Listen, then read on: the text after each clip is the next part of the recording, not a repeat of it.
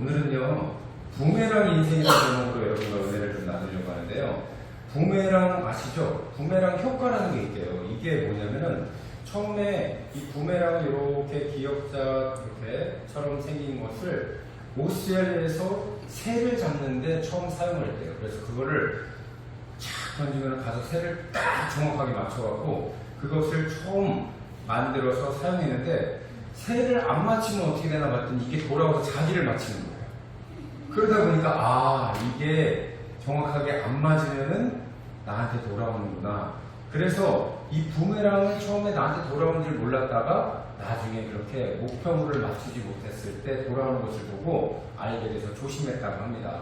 그럼 이 부메랑 효과는 뭐냐면요, 심는 대로 거둔다라는 겁니다. 그래서 옛날에 우리가 고려장이라고 아시죠? 나이가 많게 돼갖고서는 이제 돌아가실 때가 되면은 그 아들이 지게에다가 그 아버지를 메고 산에 올라가서 음식을 조금 준비하고 그래서 동굴 같은 곳에다가 이렇게 놔두고 그냥 돌아오는 게 고려장이라고 해요. 그랬는데 하루는 어떤 손자가 할아버지를 이렇게 아버지가 메고 가는 걸 본 거예요. 그러니까 할아버지 어디 가세요? 그러니까 할아버지가 많이 아프셔서 얘기를 못하는데 아버지를 따라 나서게 된 거야. 그래서 산에 올라가는데 기어코 끝까지 따라 올라가갖고 할아버지를 내려다 놓고 또 지게도 내려다 놓고 이렇게 내려오는데 갑자기 이 아이가 뒤로 돌아가더니 지게를 자기가 짊어갖고 내려오는 거예요. 그래서 아버지가 너 왜 지게를 가지고 내려오냐 그랬더니 아버지 나중에 늙으면 내가 메고 올라가려고요. 그런 거야. 이게 뭐냐면은 자식은 본대로 똑같이 따라하는 거예요.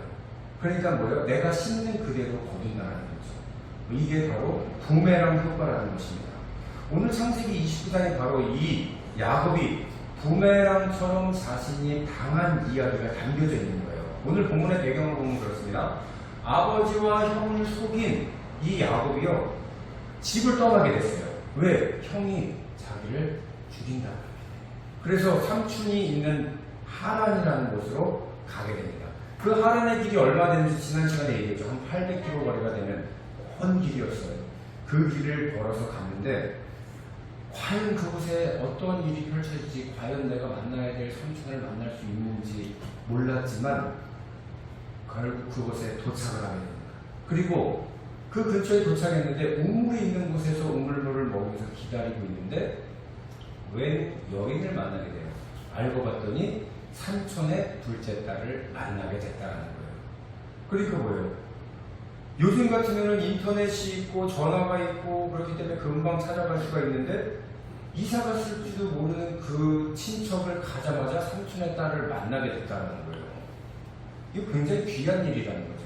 하나님이 예비하셨다는 거예요. 그래서 이렇게 수월하게 일이 잘 돼서 삼촌 라반의 집으로 들어가게 되는 거예요.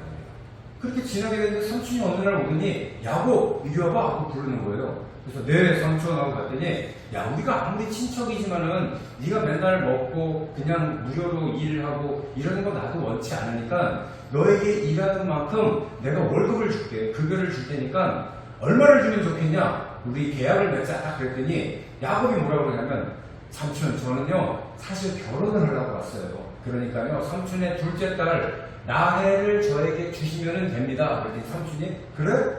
뭐 다른 사람한테 주는 것보다 내가 너에게 주는 게 낫지.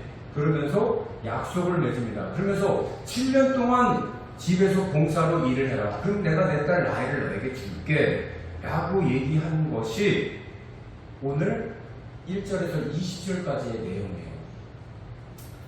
이 정말 근데 그 당시에는요 그 7년 동안 일을 한다는 거, 한 여인을 위해서 일한다는 건 흔한 일이 아니었다는 거죠. 굉장히 어려운 일이었지만 그 7년을 며칠과 같이 지냈다라는 것이 20절의 말씀이에요. 그러면은 이렇게 7년 동안 일을 하고 난 야곱은 둘째 딸 라헬과 결혼을 해서 고향으로 돌아가게 되면 임무가 완성이 되는 거예요.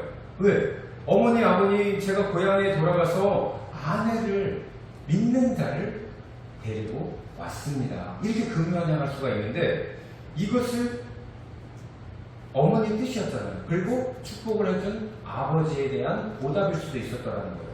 또 자기를 죽이려고 했던 형에게도 뭔가 화해의 시간이 될 수 있고 또 그런 기회가 될 수가 있었는데, 자, 그렇게 소망하던 야곱이 7년 동안 일을 해서 둘째 딸 라헬과 결혼을 해서 집으로 돌아갔을까, 아니면 다른 일이 벌어졌을까, 오늘 본문을 통해서 여러분과 좀 알아보는 시간을 갖도록 하겠습니다. 그래서 오늘 제목이 뭐예요? 부메랑 효과의 인생이라는 것입니다. 자, 21절 보면 이렇게 나옵니다. 야곱이 라반에게 이르되 내 기한이 찼으니 내 아내를 주소서 내가 그에게 들어가겠나이다. 여러분 한번 보면요, 기한이라는 것은 7년을 얘기하는 거죠. 삼촌과 약속을 또 7년이 다 찼으니까요, 둘째 딸 라헬을 저에게 주십시오. 제가 혼인을 하겠습니다. 그렇게 얘기를 해요. 근데 뭐라고 그래요? 아직 결혼도 안 했는데 내 아내를 내게 주소서. 얼마나 기다렸다라는 거예요. 여기서 보면요, 내 기한이 찼으니 내 아내를 내게 주소서. 내가 그에게 네 번이나 이렇게 얘기를 해요. 그만큼 얼마나 기다렸다라는 그 시간, 7년이 얼마나 기다렸다라는 그 시간이에요. 여러분들 마치 그 택배로 물건을 시키면 기다릴 때 얼마나, 이거 언제까지 왔지? 어디까지 왔지? 기다리는 거랑 똑같다는 거죠. 우리 현우가 그 자전거를 막 사달라고 그래요. 그래서 야, 너는 아직 어리니까는 좀 안 돼. 그랬는데 제가 그래 이제 사줄게 라고 얘기를 했더니, 내 자전거 언제 사줘요? 내 자전거래요. 사주지도 않았는데 내 자전거 언제, 이거 내 자전거 했으면 좋겠어요. 자꾸 내 거래요. 그래서 야, 너는 일주일 동안 그 순종하는 모습을 보고 사주겠다 그랬더니 계속 인터넷 보면서 이거 내 자전거 했으면 좋겠어요 막 이래요. 그런 것처럼 야곱도 똑같다는 거예요. 내 아내를 달라고 내가 그에게 들어가겠나이다 이렇게 얘기합니다. 그런데 어떤 일이 찾아오냐면요, 22절 라반이 그곳 사람을 다 모아 잔치를 합니다. 라반은요 야곱에게 그래 내가 둘째 딸을 줄게 이런 대답도 안 하고 사람들을 일단 모아서 결혼식을 준비한 거예요. 그리고 이 당시에는 풍속이 뭐냐면은 잔치를 여는데 일주일 동안 결혼식을 해요. 근데 이 잔치는요 술을 마시는 잔치예요. 신랑에게 매일같이 와서 술을 마시게 하는 그런 잔치를 하게 되는 거예요. 그 비용은 누가 내는 거예요? 야곱이 다 내는 거예요. 그러니까 삼촌 라반은 사실상 사람들을 많이 모으게 돼서 그 결혼식을 시작하는 거죠. 23절에 보면 뭐라고 하냐면, 저녁에 그의 딸 레아를 야곱에게로 데려가면 야곱이 그에게로 들어가니라. 자, 여러분 보세요. 저녁이 되는데 누구랑 결혼을 해요? 레아는 누구예요? 자기가 사랑하는 라헬의 언니잖아요. 아니, 동생이랑 결혼하려고 하는데 언니를 먼저 주는 게 어딨어요? 이게 무슨 말이에요? 이거 완전 범죄라는 거죠. 내가 사랑했던 사람하고 결혼해야 되는데 생판 마음의 준비도 안 했는데 신부를 바꿔치기한 거예요. 여러분, 레아가 어떤 사람인지 17절에 보면 이렇게 나와요. 레아는 시력이 약하고 라헬을 복고 아름다우니. 그러니까 레아는요 시력이 약해서, 시력이 약하면 어때요? 이게 찡그리잖아요. 그 당시에 안경이 있겠어요? 무슨 콘택트 렌즈가 있겠어요? 뭐 레이저 수술을 해요? 아니면 라식 수술을 하겠어요? 눈이 나쁘니까는 맨날 이렇게 찡그러 다니니까는 처녀 얼굴이 할머니처럼 찌글찌글찌글해진 거예요. 그렇다고 해서 뭐 좋은 배복 화장품 이런 게 있어갖고 여기다 발라갖고 펴지는 것도 아니고, 뭐 스카트 테이프를 붙여갖고 이렇게 펴놓고 다니는 것도 아니고, 찌글찌글하니까 사람들이 보기 어때요? 미운 거예요. 그러니까 총명하지도 못하는 거죠. 옛날에요, 제가 전에 다녔던 교회에 누가 있었냐면은 안수 집사님 한 분 있었는데, 그 사람이 어렸을 때 수영장에 개울에서 내과에서 수영하다가 귀에 물이 들어갔는데 이거를 나무떼기로 파다가 고막을 찢은 거예요. 그 다음부터 어떻게 됐냐면 학교 가면 이 고막이 안 들려갖고 공부를 못하게 됐다는 거예요. 얼마나 불편해요. 그러니까 총기가 떨어지는 거죠. 레아도 똑같았다라는 거예요. 눈이 안 보이니까 자꾸. 근데 레아의 이름의 뜻이 뭐냐면 열심히 하다. 열심히 하다라는 뜻이에요. 그러니까 일은 엄청나게 열심히 한 거예요. 눈은 안 보이지만 소같이 열심히 일을 했다는 거예요. 그러니까 일은 열심히 했지만 얼굴이 처녀가 안 예쁘니까 사람들이 그를 안 좋아했고, 아버지 입장에서 봤을 때 라반이 그래요. 아유, 얘를 누가 데려갈까? 이 걱정을 맨날 했던 거예요. 반대로 라헬은 어땠어요? 라헬은 얼굴이 곱고 아름다웠다라고 얘기를 해요. 그러니까요, 이 라헬이라는 뜻이 암양이라는 뜻이래요. 암양이기 때문에 뭐예요? 암양은 양을 많이 낳기 때문에 그 가문의 복이라는 거예요. 그러니까 라헬은 가만히 있어도 사람들이 좋아하고 풍성해지기 때문에 누구나 다 좋아했지만은 아버지 라반이 보기에는 아무리 봐도 첫째 딸을 누가 데려갈까 대책을 세운 거예요. 그래서 사람들을 다 모아둔 이유가 있어요. 왜냐면은 첫째 딸을 시집을 보내놓고 증거를 삼으려고 했던 거예요. 그러기 위해서는 어떻게 했어요? 맨정신에 첫째 딸을 보내면 알게 되니까 야곱을 7일 내내 술을 먹이더니 뭐예요? 필름이 끊기니까 들어가서 첫째 딸하고 바꿔치기 해서 결혼을 하게 했다는 거죠. 그 결혼한 것을 증인을 삼기 위해서 주변 사람들을 다 모았다는 거예요. 증인 삼았다는 거예요. 그리고 24절에 보면 이렇게 말합니다. 라반이 또 그의 여종 실바를 그의 딸 레아에게 시녀로 보냈더라. 이 당시에 시녀로 보냈다는 건 뭐냐면요, 아이를 낳으면 대신 키워주고 또 그 허드렛 일을 다 할 수 있는 시종을 붙여줬다는 거예요. 오늘날로 말하면요, 둘이 결혼하면은 혼인증명서랑 똑같은 게 시종을 보냈다는 거예요. 그러니까 결혼의 증거로 삼게 되는 시종까지 보내고 나서 아침에 야곱이 눈을 딱 떠서 라헬이라고 했더니 라헬이 아니라 깜짝 놀라서 누구예요? 언니 레아예요. 그러니까 삼촌한테 따지러 가는 거예요. 25절에 보면 뭐라고 하냐면 삼촌이 아침에 보니 레아라. 야곱이 아침에 보니 레아라는 거예요. 라반에게 삼촌에게 가서 외삼촌 어찌하여 내가 이같이 행하면 어떻게 되는 거예요? 하고 따지는 거예요. 내가 나를 위하여 둘째를 위하여 외삼촌을 섬기지 아니하였나이까 7년을 섬겼지 않습니까? 외삼촌이 나를 속이시니 어찌 됨이니까 이럴 때 얼마나 배신감이 생겼냐는 거예요. 이렇게 속이는 게 말이 되는 거냐고 가서 이 배신감 때문에 얼마나 상심이 컸겠나 여러분 생각을 해보라는 거죠. 아무리 근데 여러분 생각을 했어요. 술을 그렇게 많이 마셨다고 하더라도 7년 동안 같이 있었던 라헬을 몰라봤을까요, 여러분? 그 생각이 들더라고요. 딱 봐도 내 아내 할 정도로 라헬이 들어왔다는 것을 알아야죠. 어떻게 그것을 모르고 그냥 잘 수 있었을까요? 자, 여기서 잘 보세요. 아마 레아는요, 동생 옷을 입고 들어왔다. 그리고 동생의 향수를 막 뿌렸겠죠. 그리고 말투도 바꿨겠죠. 동생의 말투. 그리고 여러 가지 몸담장이나 하는 것을 그대로 따라 해갖고 동생인 척하고 들어간 거예요. 그러니까 야곱을 속아 넘어가게 만들었다는 거예요. 여러분, 근데 이게 누가 한 짓이에요? 야곱이 한 짓이에요.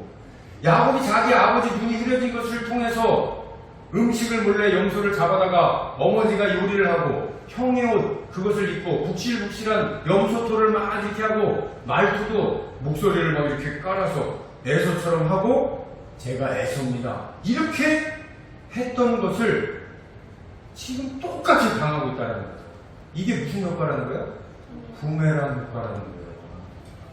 그대로 당한 거예요. 그대로. 여러분, 우리가 살아가면서요, 참 나름대로 우리는 열심히 살아가고 성실하게 살아간 것이라고 생각을 하지만 나름대로 다 이유가 있다고 하지만 남들은요 상처받을 때가 있다는 거예요. 그럴 만한 이유가 있어요. 그렇지만 남들이 보기에는 나에겐 명분이 있지만 중요한 거는 다른 사람들은 엄청나게 상처받고 그렇게 평생을 살아가고 있다는 거예요. 야곱을 축복해주고 큰아들이 아니라는 것을 알았을 때 얼마나 아버지가 충격이었겠어요. 동생에게 속은 에서 얼마나 배신감을 겪었냐라는 거예요. 여러분, 그래서요, 에서가 야곱을 죽이겠다라는 것은 그 마음의 상처 때문에 큰 상처를 받아서 그렇게 말한 거였던 거예요. 야곱은 근데 그것을 몰랐죠. 자신이 어떤 짓을 했는지 모르고 그냥 자기 살기 위해서 삼촌 집으로 고향을 떠나서 도망갔다는 거예요. 그런데 지금 이 일을 당한 야곱, 그대로 당하면서 무릎을 탁 치는 거죠. 아, 내가 옛날에 그랬구나. 내가 아버지를 속이고 형을 속였던 게 바로 내가 지금 이 강한 느낌하고 똑같은 거구나. 그것을 깨닫고 있는데 여러분 라반도 야곱이 얼마나 충격이었는지를 모르고 또 이렇게 얘기해요. 26절 한번 보겠습니다. 라반이 이르되 언니보다 아우를 먼저 준 것은 우리 지방에서 하지 않는 바이다. 이렇게 얘기하는 거예요. 야 너도 알잖아. 7년 동안 이제 살아봤으니까 우리 동네에 결혼하는 풍속 봤을 거 아니야. 언니가 있는데 동생이 먼저 시집을 가게 되면 그 언니는 시집을 못 가는 게 우리 동네 풍습이야. 그러니까 어떻게 해야 돼? 언니를 시집을 보내야 되는데 네가 데려가는 게 차라리 낫지 않냐. 누가 데려가겠냐. 네가 구제해줘야지. 이렇게 대놓고 나오는 거예요. 그러면서 큰딸 레아를 주면서 또 한 번 말도 안 되는 소리를 하죠. 27절에 이렇게 얘기합니다. 너 있잖아. 이를 위하여 7일을 채워. 그가 누구예요? 동생 라헬도 내게 주리니 내가 또 나를 위해 7년을 섬길지니라. 자, 7일 결혼식을 잘 치르고 나면은 네가 원하던 내 안에 말하던 그 둘째 딸 줄 테니까 그 후에 7년을 또 봉사를 해라. 알겠지? 이렇게 말하는 거예요. 여러분 보세요. 라반이 틀린 말 한 거예요? 바른 말 한 거예요? 맞는 말 한 거예요? 맞는 말 한 거예요.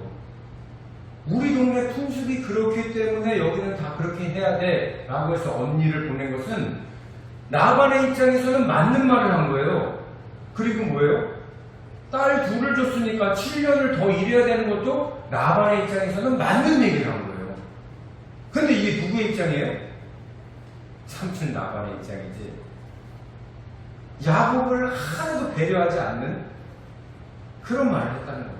이 말을 들은 야곱 이해가 안 되는 거죠. 뒤통수 맞고 하늘이 노란 거죠. 아니 나 한 사람하고 잘 살려고 그랬는데 둘씩이나 이걸 어떻게 먹여 살려고. 내가 원하지도 않았는데. 근데 어떻게 보면은 첫째 레아도 야곱을 좋아했었나 봐요. 살면서 보니까 열심히 야곱을 좋아하고 사랑하고 아이를 5이나 낳잖아요.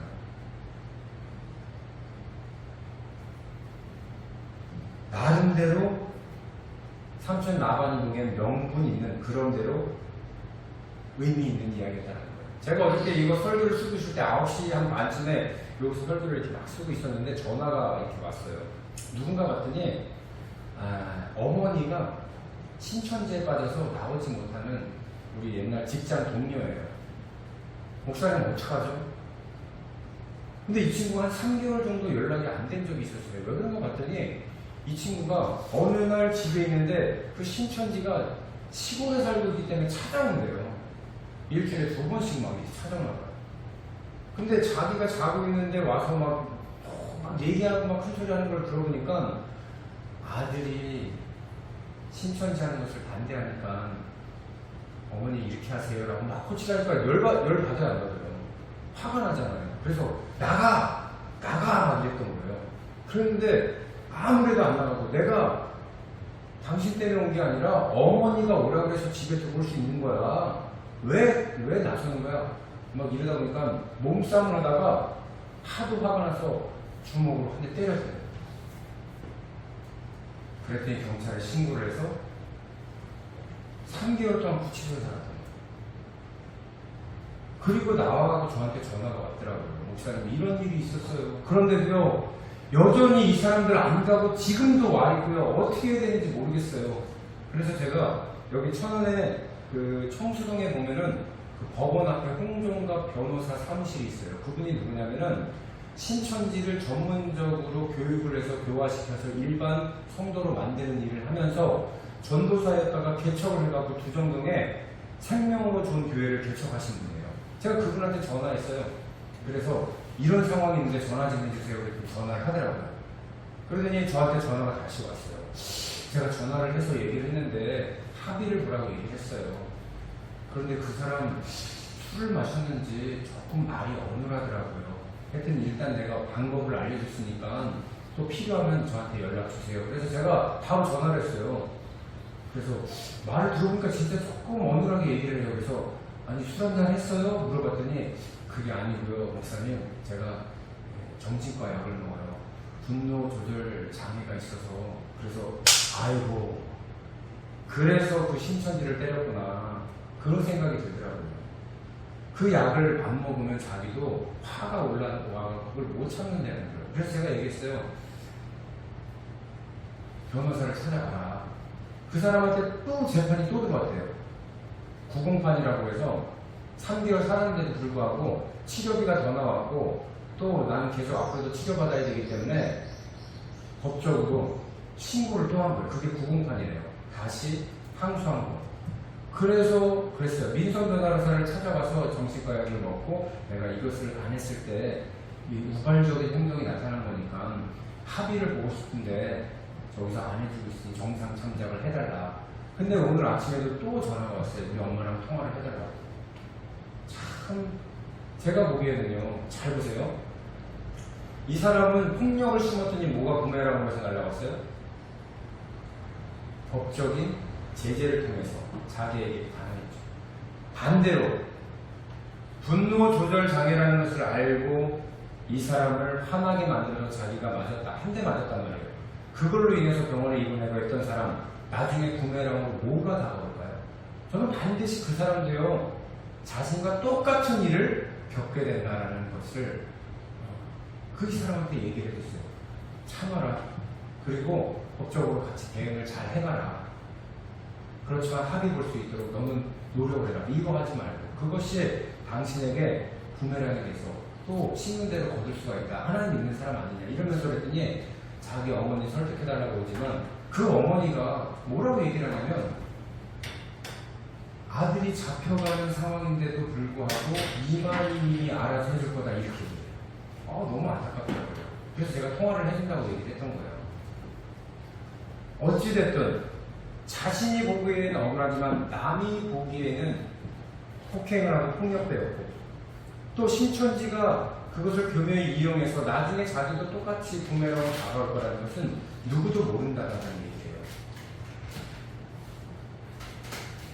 우리가요 안타깝지만은요 야곱의 일 우리가 이걸 보면은요 야곱이 이전에 했던 일을 그대로 자기가 지금 당하고 있는 거잖아요.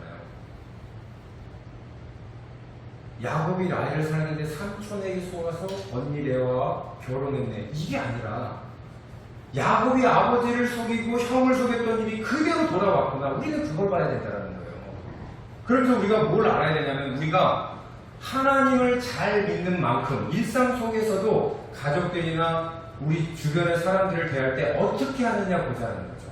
우리는 어떻게 그를 신앙인이면서도 그들을 어떻게 대하고 있느냐 그걸 보자는 거예요. 야곱은 그러지 못했다라는 거예요. 자기 욕심을 채우기 위해서 팥죽 한 그릇에 형의 장자권을 뺏어오고 속이면서까지 축복을 받아오는 자기가 잘 먹고 잘 살아야 된다는 그런 원칙을 살아갔는데 우리는 어떻게 살아가고 있느냐 그걸 보자라는 거예요. 똑같이 야곱처럼 살아가느냐 아니면은 우리가 신앙인으로서 그들에게 선을 베풀면서 이웃을 도와가며 살아가고 있는지. 그래서요 갈라디아 말씀을 보면요 6장 7절에 이렇게 말합니다. 스스로 속이지 말라. 하나님을 업신여김을 받지 아니하시나니 사람이 무엇으로 심든지 그대로 거두리라. 스스로 속이지 말라고 얘기하고 있죠. 왜 속이지 말라면 하나님 중심을 보시기 때문에 하나님은 우리가 아무리 속이더라도 다 안다라는 거예요. 내가 이 사람한테 축복을 해주고 좋은 얘기를 해주는지 아니면 속여서 이 사람에게 이득을 취하려고 하는지를 다 아신다는 거예요. 그것을 하나님은 업신여기심을 받지 아니하시나니 하나님을 우리가 아무리 업신여기더라 할지라도 하나님은 다 아신다라는 얘기예요. 그래서 뭐라고 해요? 사람이 무엇으로 심든지 그대로 거두리라. 하나님께서는요 우리가 가지고 있는 쓴뿌리를 가지고 다른 사람들에게 그대로 행동을 하게 되면은요 그 쓴뿌리가 그대로 돌아오는 그 심는 대로 거둔다는 거예요. 아까 제가 고려장 얘기를 해줬잖아요. 내가 아버지를 그렇게 끝까지 봉양하지 못하고 산에다 갖다 버리면은 우리 자식도 그것을 보고 나를 갖다 나중에 버린다는 거예요. 그것이 심는 대로 거둔다는 것입니다. 여러분 의외로 신앙생활하는 사람들이요 하나님께는 진짜 잘해요. 왜? 나에게 복 주시는 분이니까. 계시진 않지만 영적으로 계시는 분에게 나에게 피해를 주지는 않으니까 잘해요. 하지만요, 사람과의 관계에 있어서 우리는 많은 상처를 주고 있다는 거예요. 교회에서요, 대부분 사람들이 뭐냐면은, 아니 나는 교회 다니는 사람들 때문에 더 상처를 많이 받았어. 나는 저 사람 때문에 더 힘들어. 이렇게 끙끙대며 앓는 사람들이 너무 많다는 거예요. 왜요? 하나님한테는 잘하고 사람들한테는 내 쓴뿌리가 그대로 나와서 그대로 행동하기 때문에 그렇다라는 거예요. 그래서 제가 토요일마다 행복의 삶을 하려는 이유가 바로 그겁니다. 우리 안에 있는 그 상처받았던 것들, 그 쓴뿌리들, 그것이 해결되지 않으면요, 하나님 말씀을 들어도 이웃에게 하나님 말씀대로 살아가기 힘든 거예요. 그래서 마음의 쓴뿌리를 행복의 삶 통해서 다 자르려고 하는 거죠. 여러분들 오셨어요? 큰 은혜가 있을 겁니다. 기대하시기를 바랍니다. 그래서 하나님은요, 우리에게 이렇게 살라고 얘기해요. 8절 말씀 보면요, 자기의 육체를 위하여 심는 자는 육체로부터 썩어질 것을 거두고 성령을 위하여 심는 자는 성령으로부터 영생을 거두리라.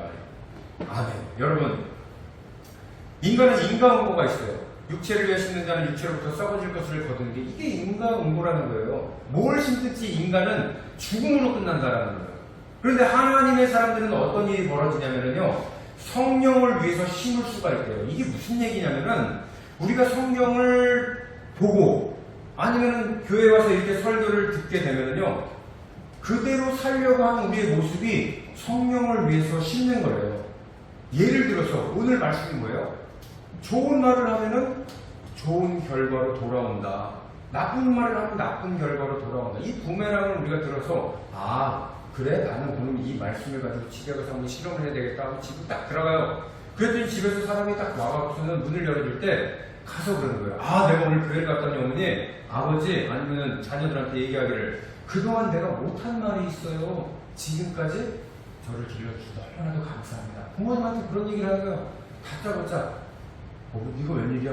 내가 이 교회 가서 말씀을 들었더니 그동안 제가 그런 것들을 모르고 살아왔는데 꼭 이 말씀을 하고 싶었어요 하면서 칭찬과 감사를 하게 되면은 그것이 뭘로 돌아와요? 나중에 똑같이, 그래, 그랬구나, 네가 이제 내 마음을 아는구나 하는 그 부메랑의 효과로 돌아온다는 거예요. 이게 뭐냐면 성령을 위해서 심는 거예요. 누구를 위해서? 성령을 위해서. 하나님의 나라를 위해서 심는 건데, 그렇게 되면은 나나 그 듣는 사람이나 모두가 복음을 받아들였을 때 뭐가 돼요? 영생을 받는다는 겁니다. 죽지 않는다는 거예요. 그런데 아무리 칭찬을 하고 감사를 하더라도 무뚝뚝해서 그 사람이 아무 반응이 없어요. 반응 늦는 사람 꽤 많아요. 왜 그래요? 상처가 많아서 반응이 늦는 거예요. 그 사람 상처 나갈 때까지 우리가 칭찬하고 격려해주고 나누고 섬기는 거 계속 해줘야 돼요. 그런데 그 사람이 여전히 나한테 막 함부로 하고 막 없는 얘기, 있는 얘기, 과거에 있는 얘기 막 전부 다 막 퍼부으면 우리 마음은 어때요? 낙심이 돼요. 선을 행하는데도 계속 낙심이 돼갖고, 그래서 오늘 9절 말씀 뭐라고 얘기하면, 갈라디아서 6절 9절 그렇게 얘기하는 거예요. 우리가 선을 행하되 낙심하지 말지니 포기하지 않으면 뭐라고 그래요? 때가 이름에 거둔대요. 거둔대요. 낙심하지 말라. 왜 우리에게 있는 대로 거두는데, 우리가 심는 대로 거두는데, 이 땅에서 썩어질 것으로 거두는 게 아니라 성령을 위하여서 복음을 전하는 것을 심으면 마침내 성령이 우리를 도와주셔서 거둘 때가 온다는 거예요. 그래서 포기하지 말라고 그러는데, 여러분들 째깍째깍째깍 흐르는 시간은 뭐냐면 크로노스라는 거예요. 하지만 그 째깍째깍째깍 흐르는 시간 속에서 하나님이 이때다 하고서는 화해를 만들어주고 교회에 나오게 만들어주고 가족이 변화되고, 이거는 뭐냐면요, 카이로스라는 거예요. 하나님의 때, 카이로스, 하나님의 기회라는 거예요. 그래서 여러분들이 우리 교회에 오신 게 뭐예요? 카이로스의 때를 하나님이 허락하신 거예요. 마찬가지로 여러분들이 가족이 우리 교회를 오겠다, 여러분들이 아는 사람 우리 교회를 오겠다, 째깍째깍째깍 흐르는 그 크로노스 시간에 하나님의 카이로스의 때가 임하게 되면은 그분들이 여기에 오실 수 있고 하나님을 만나게 되고 화해가 되고 쓴뿌리가 사라지게 된다는 겁니다. 그래서 결론이 뭐냐면요. 오늘 갈라디아서 6장 10절 보면은요. 그러므로 뭐라고 해요? 우리 다 같이 한번 읽어봅시다. 시작. 그러므로 우리는 죄 있는 대로 모든 이에게 착한 일을 하되 누구에게요? 더욱 믿음의 가정에게 할지니라. 이렇게 말하고 있어요. 그래서 우리는 기회가 되는 일을 되는 대로 누구에게 하냐면요.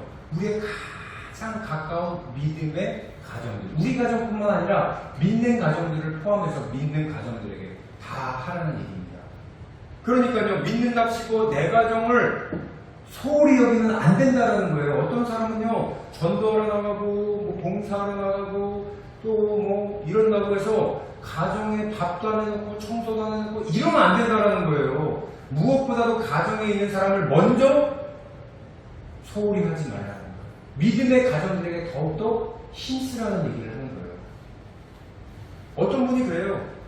우리는 남편이 나보다 더 오래 다녔으니까 뭐 그냥 다 이해해 줄 거예요. 또 어떤 부인은 그래요. 어떤 남편도 그래요. 남편 부인한테 아유 부인이 오래 다녀서 나는 뭐 그냥 우리 부인 신경 안 써도 알아서 잘해. 알아서 잘하는 사이에 상처받는 거예요. 더 신경 쓰고 더 섬겨주고 더 사랑한다는 얘기 해주고 그럴 때 그 믿음의 가정을 위해서 더 힘쓰라는 얘기가 바로 그런 얘기입니다. 그래서 오늘 우리는요 분명히 발견해야 될 게 있어요. 많은 분들이 교회 생활하다가 상처받는 일이 뭐예요? 나는 사랑했는데 보답을 못 받는 거예요. 아무리 섬겨도 맨장에 헤딩하는 것 같고 두들겨도 문도 안 열어주는 것 같고 대우받지도 못하는 것 같고 여러분 그렇게 생각할 때 포기하고 싶어질 때 교회 생활 열심히 하면 뭐하나 사랑하면 뭐하나 그런 마음이 들 때 한 예수 그리스도는요 성경을 통해서 하나님의 카이로스의 때를 주셔서 우리한테 갚아주신다는 거예요. 여러분 이 카이로스의 때를 믿으시기를 바랍니다.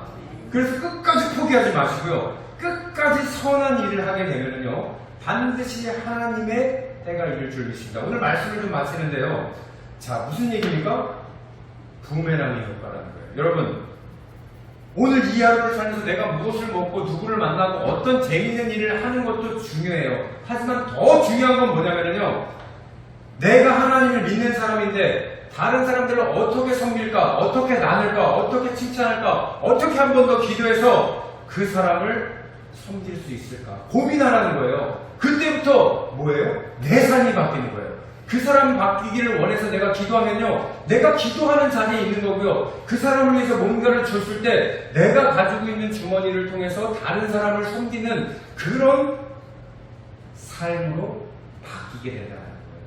그때부터 하나님의 개입이 시작이 되는 거고요 다른 사람이 봤을 때 오! 이 사람 달라졌네? 그러는 거예요. 그럼 나를 통해서 예수님께서 한 생명을 살려야 되겠구나, 우리 가정이 변하게 되겠구나, 우리 아는 사람이 변해서 하나님을 믿게 되겠구나, 아픈 사람이 낫겠구나, 내가 섬김을 통해서 나는 실족할 수 있고 나는 힘들 수 있지만 하나님께서 포기하지 말라고 했으니까 끝까지 가야지. 그렇게 될 때 여러분이 먼저 변하게 되고 가정도 하나님이 그 부메랑의 효과를 통해서 변하게 될 줄 믿습니다.